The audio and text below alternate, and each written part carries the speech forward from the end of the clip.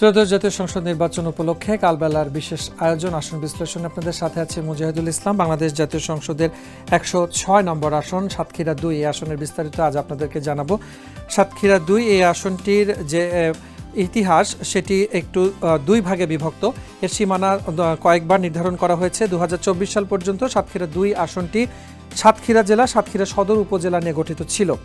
২০২৫ সালের ৪ সেপ্টেম্বর সীমানা পরিবর্তন করে সাতক্ষীরা সদর উপজেলা এবং দেবহাটা উপজেলা বর্তমানে এ আসনের সীমানায় পড়েছে। চলুন দর্শক এক নজরে দেখে নেব সর্বশেষ যে আপডেটকৃত তথ্য আছে।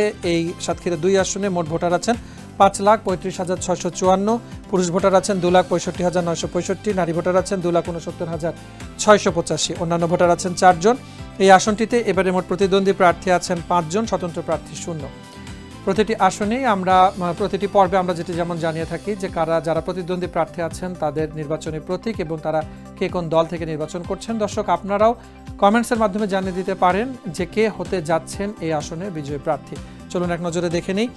এই সাতক্ষীরা ২ এই আসনটিতে এবারে নির্বাচনে প্রতিদ্বন্দ্বিতা করছেন মোহাম্মদ আব্দুর রউফ বিএনপি থেকে ধানের শীষ প্রতীকে, মোহাম্মদ আব্দুল খালেক ১১ দলীয় জোটের পক্ষে বাংলাদেশ জামাত ইসলাম থেকে দাড়িপাল্লা প্রতীকে, মুফতি রবিউল ইসলাম ইসলামী আন্দোলন বাংলাদেশের পক্ষে হাতপাখা প্রতীকে, ইদ্রিস আলী তিনি বাংলাদেশ জাতীয় সমাজতান্ত্রিক দল জাসদের থেকে মোটরগাড়ি প্রতীকে এবং আশরাফুজ্জামান জাতীয় পার্টি থেকে লাঙ্গল প্রতীকে নির্বাচনে প্রতিদ্বন্দ্বিতা করছেন।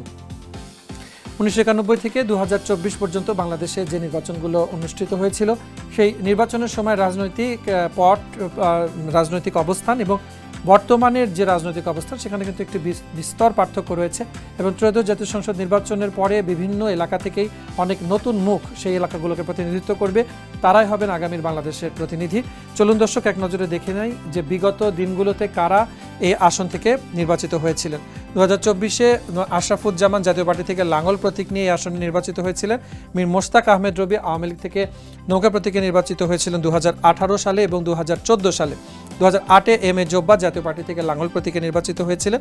২০০১ সালে জামাত সমর্থিত প্রার্থী আব্দুল খালেক মণ্ডল তিনি ১,২৪,২০৬ পেয়ে বিজয়ী হয়েছিলেন। ১৯৯৬ সালে কাজী শামসুর রহমান জামাত ইসলাম থেকে দাড়িপাল্লা প্রতীকে নির্বাচিত হয়েছিলেন।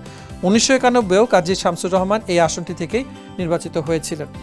এই ছিল আসন ভিত্তিক নির্বাচনী তথ্যের বিশ্লেষণে আমাদের আজকের পর্বে। দেখা হবে নতুন কোনো পর্বে, সে থাকবে নতুন আরেকটি সংসদীয় আসন এবং সেই সংশ্লিষ্ট তথ্যের বিশ্লেষণ। সে পর্যন্ত কালবেলার সাথে থাকুন।